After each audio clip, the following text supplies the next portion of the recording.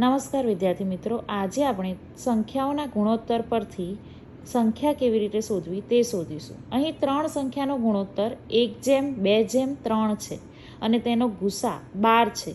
તો આ 3 સંખ્યાઓ કઈ હશે? અહીં સંખ્યાના ગુણોત્તર 1:2:3 પરથી આપણે સંખ્યા ધારી લઈએ કે ધારો કે એક સંખ્યા x, બીજી 2x અને ત્રીજી 3x છે।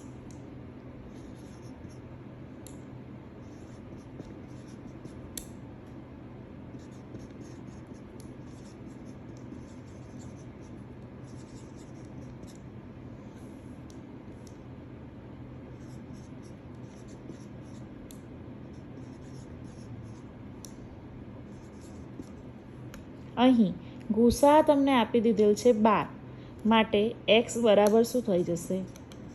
12। હવે અહીં x બરાબર 12 થયું, માટે બીજી સંખ્યા એટલે કે બીજી સંખ્યા 2x, બીજી સંખ્યા બરાબર 2x અને ત્રીજી સંખ્યા બરાબર શું આપ્યું છે? 3x। બીજી સંખ્યા બરાબર 2x આપી હોવાથી શું થશે? 12 × 24। બીજી સંખ્યા આપણને શું મળી જશે? 24। હવે એવી જ રીતે ત્રીજી સંખ્યા શું મળી જશે? 3x બરાબર 24, એટલે કે અહીંયા શું થશે?